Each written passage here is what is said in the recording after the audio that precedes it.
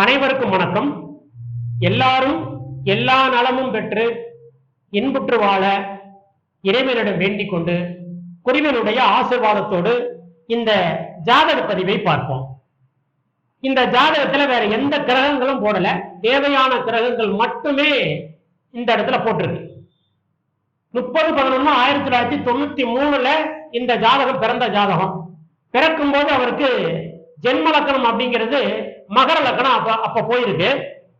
இவருடைய வயது 30 வயசு 8 மாசம் 12 நாள் அப்படிங்கிற போது அவருடைய ஏழிப்பு லக்கணம் கரெக்டா எங்க போது மேச லக்கணத்துல அசுவனி நட்சத்திரம் 3ஆம் பாதம் ஜாதகருக்கு தற்சமயம் போயிட்டு இருக்கு. சரி, இப்ப இந்த ஜாதகத்துல என்ன விஷயம் அப்படின்னா, திருமணங்கள் நடக்காம தள்ளிக்கிட்டே போகுது. ஆனா அதுக்கு யாரு காரணம் அப்படிங்கிற விஷயத்தை இந்த ஜாதகம் கூட தெரிஞ்சுக்கலாம்.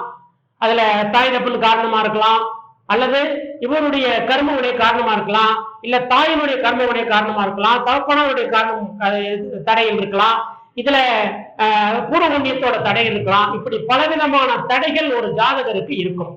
இதை தாண்டித்தான் ஒரு திருமணத்தை நம்ம அமைக்கணும். ஆனா இந்த ஜாதகத்தை பொறுத்தளவு எப்படி அதனுடைய கர்மவினை மூலியமாக அவருடைய திருமணம் தடைபடுகிறது அப்படிங்கறத அந்த ஜாதகம் மூலியமா பார்ப்போம்.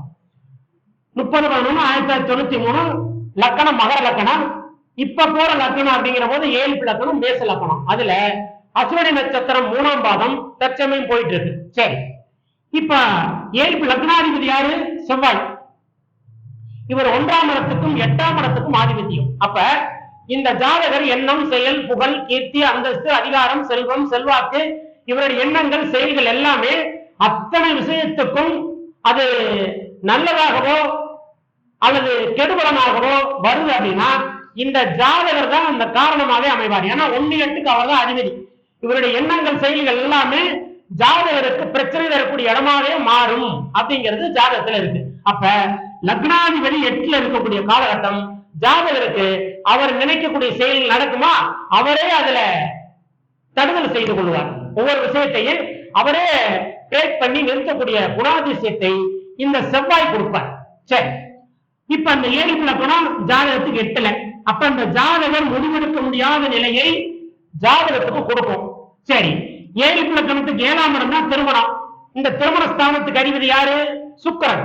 இவர் 2/7க்கு ஆதிபத்தியம். அப்படிங்கிற போது ஜாதகருக்கு 2/7க்கு ஆதிபத்தியம் பெறுகிற சுக்கிரன் ஜாதகத்துல அவரும் 8ஆம் பாவத்துல உட்காரும் போது இந்த திருமணம் எப்படி நடக்குமா, நடக்கிறதுக்குண்டான வாய்ப்பை உருவாக்காது. அப்படி உருவாக்கக்கூடிய காலகட்டம் வந்தா கூட இந்த 1/8க்கு ஆதிபத்தியம் கூட பெறக்கூடிய செவ்வாய் 8ல இருக்கிறதுனால சரியான முடிவுகள் எடுக்க தெரியாத ஒரு பிரச்சனையினால இவருக்கு கல்யாணம் தடை ஏற்பட்டு கொண்டே இருக்கும் அப்படிங்கிறத இந்த ஜாதகம் அறிவுறுத்துறது. வேற எந்த கிரகங்களும் நம்ம போடல. இப்ப இந்த ஏழிப்பு லக்னாதிபதி யாரு? செவ்வாய் 8ஆம் அதிபதி 8ல இருக்கிறார். 1/8க்கு அதிபதி 8ல இருக்கிறார். 7ஆம் அதிபதிங்கிற கிரகமும் ஜாதகப்படி 8ல உட்கார்ந்ததுனால ஜாதகருக்கு கல்யாண காலகட்டத்துக்கு உண்டான குடும்பமும் யாரு? ஜாதகருடைய வரக்கூடிய பெண்ணோட குடும்ப சம்பந்தமான விஷயங்களும் ஜாதகருக்கு பிரச்சனைக்குரியதாக மாறி இவருக்கு கல்யாணம் ஆகாத ஒரு நிலையை கொடுக்கும். எதனால் எப்படி கல்யாணம் ஆகாத நிலையை கொடுக்கும்? இந்த ஜாதகர் பெண்ணோட குடும்பமா, இந்த பெண்ணோட குடும்பத்து சம்பந்தமானவர்கள், அதுல வயசானவங்களோ, மூத்தவர்களோ, பெரியவர்களோ, அல்லது ஏதாவது அதிகாரம் உள்ளவங்களோ அவங்க என்ன செய்வாங்க?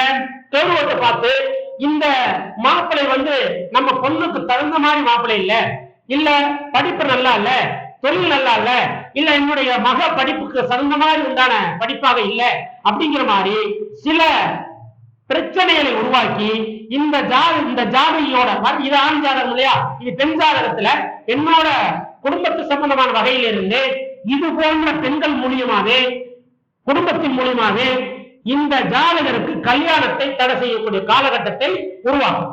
சரி, இந்த நட்சத்திராதிபதி யாரு? அசுவனி நட்சத்திரம் கேது கோபால். கரெக்டா எங்க இருக்காரு? 2ஆம் இடத்துல இருக்காரு. 2ஆம் இடத்துல இருக்கலாமா? இருக்கக்கூடாது. 8ஆம் இடத்துல செவ்வாய் இருக்கலாமா? இருக்கக்கூடாது. 7ஆம் அதிபதி 8ல இருக்கலாமா? இருக்கக்கூடாது. 7ஆம் அதிபதி 2ல இருக்கலாமா? இருக்கக்கூடாது. இப்ப 7ஆம் அதிபதி ஏழிப்பு லக்கணத்துக்கு 8ல, ஆனா 7ஆம் அதிபதி 7ஆம் இடத்துக்கு 2ல. அப்ப இந்த 2லையும் 2 குடும்பத்தார் வகையிலையும் இந்த ஜாதகருக்கு ஒத்துப்போகக்கூடிய குணாதிசயத்தை இந்த ஜாதகம் கொடுக்காது. சரி, அப்படின்னா இந்த லக்னாதிபதி 8ல, அதே மாதிரி இந்த நட்சத்திராதிபதியான கிரகமும் 2ல. அப்ப இதுல 2 போகுதா, இந்த செவ்வாய் 8ஆம் இடத்து காமிக்குதா. இப்போ ஜாதகருக்கு கல்யாணம் நடக்கணும் அப்படிங்கிற விஷயம் வரும்போது எப்ப நடக்கும் அப்படின்னா அசுவனி நட்சத்திரம் 3ஆம் பாதம் நடக்காது. அசுவனி நட்சத்திரம் 3ஆம் பாதம் இது இந்த இடத்துல நடக்கிறதுக்கு வாய்ப்பு இல்லை. இந்த இடத்துல வரும்போது கல்யாணத்தை செய்யணுங்கிற ஒரு எண்ணங்கள் உருவாகும். அப்ப அந்த வாய்ப்பை இந்த 1 வருஷம் 1 மாசம் 10 நாள் அசுவனி நட்சத்திரம் 4ஆம் பாதத்துல கல்யாணம் நடக்கக்கூடிய வாய்ப்பை அது உருவாக்கும். ஆனா இந்த ஜாதகர் இந்த கல்யாணம் நடக்கக்கூடிய காலகட்டம் இருக்கு இல்லையா, கல்யாணம் நடக்கணும்னு விதி இருக்கு. அந்த விதியை தன்னுடைய சுய கர்மாவால் இவர் நடக்க விடாம தடுத்துக் கொள்வார் அப்படிங்கிறது அந்த ஜாதகத்தோட விஷயம். அப்ப இந்த 2ல கேது இருக்கு, நட்சத்திராதிபதி 2 கேதுல இருக்கு, லக்னாதிபதிங்கிற கிரகம் 8ல இருக்கு, 7ஆம் அதிபதிங்கிற கிரகம் 7க்கு 8ல இருக்கு, 7க்கு 2ல இருக்கு. அப்ப இதுல எல்லா விஷயங்களையும் பார்க்க போனா 2, 5, 8, 11 தன்னுடைய சுய கர்மா இந்த ஜாதகத்துக்கு வேலை செய்யுது. அப்ப இந்த ஜாதகர் மூலியமாவே தன்னுடைய திருமணத்தை தடை செய்து கொள்ளக்கூடிய ஒரு வாய்ப்பை இந்த ஜாதகம் கொடுக்கும். ஏன்னா லக்னாதிபதி 8ல அவரும் முடிவெடுக்க முடியாது. கல்யாணத்துக்குண்டான கிரகம் 7ஆம் அதிபதி அப்படிங்கிற கிரகமும் வரக்கூடிய பெண் வீட்டாரும் பெண் வீட்டு குடும்பத்தாரும் ஜாதகருக்கு இந்த பையனை கல்யாணம் பண்ணுங்கிற எண்ணத்தை உருவாக்காத நிலையை அந்த இடத்துல கொடுக்கும். அப்ப 2ல நட்சத்திராதிபதி இருக்கு. அப்படிங்கிற போது 2, 5, 8, 11 சம்பந்தப்பட்ட தன்னுடைய சுய கர்மாவினால், அதாவது முன்ஜென்ம கர்மம் சொல்றோம்ல, நம்ம வாங்கி வந்த வரோம் அப்படிங்கிற ஜாதகரின் கர்மாவினாலேயே இந்த திருமணத்துக்கு தடையை ஏற்படுத்தக்கூடிய காலகட்டத்தை இந்த அசுவனி நட்சத்திரம் 4ஆம் பாதம் வந்தாலும் ஜாதகத்துக்கு ஜாதகர் மூலியமாவே அவருடைய கர்மாவின் மூலியமாவே ஜாதகருக்கு திருமணம் தடை செய்யக்கூடிய காலகட்டத்தை உருவாக்கும். அப்படி உருவாக்கக்கூடிய காலகட்டம் தான் இந்த ஜாதகருக்கு போயிருக்கு. காரணம் அவர் வாங்கி வந்த வரம், அதே மாதிரி அவருடைய சுய கர்மா, தன் முன்வினை கர்மா. அப்ப அப்படி ஏதாவது ஒரு வகையில் இவருக்கு கல்யாணம் நடக்குது அப்படின்னா இந்த காலகட்டம் அசுவினி நட்சத்திரம் 4ஆம் பாதம் கல்யாணம் நடக்கும். ஆனா நடக்கக்கூடிய காலகட்டத்துல திடீர் திருமணமாக நடக்கக்கூடிய வாய்ப்பை இந்த ஜாதகம் உருவாக்கி கொடுக்கும். அப்ப பிரச்சனைகளோட, போராட்டங்களோட, பம்பு வழக்கோட, சிக்கலோட ஏதோ ஒரு விஷயத்தை இந்த இடத்துல கல்யாணத்துக்கு ஏற்படக்கூடிய காலகட்டத்தை உருவாக்குமா? கண்டிப்பாக உருவாக்கும். அதை சுய கர்மாவின் மூலமாக தன்னுடைய கர்மாவின் அடிப்படையில இந்த ஜாதகருக்கு கல்யாணம் நடக்கக்கூடிய விஷயத்தை தடுக்கக்கூடிய சந்தர்ப்பத்தையும் இந்த ஜாதகம் ஆயில்ய நட்சத்திரம் 4ஆம் பாதம் வந்தாலும் செய்யும். அப்படிங்கிறதுனால திருமண தடை யாரால ஏற்படுது? இந்த ஜாதகர் மூலியமாக ஏற்படுது. இப்ப இந்த ஜாதகர் மூலியமாக ஏற்படக்கூடிய விஷயம் அஸ்வினி நட்சத்திரம் 4ஆம் பாதம் வந்தாலும் இந்த ஜாதகருக்கு தன்னுடைய கர்மாவினால் திருமணத்துக்கு தடை செய்யக்கூடிய காலகட்டத்தை இந்த ஜாதகம் உருவாக்கிக் கொள்ளும் அப்படிங்கிறத வந்த ஜாதகருக்கு சொல்லப்பட்டது. இது போன்ற ஆய்வுகளை இன்னொரு ஆய்வுகளில் உங்களை சந்திக்கு வருவது எஸ். சோமசுந்தரமூர்த்தி, திருச்சியிலிருந்து. நன்றி, வணக்கம்.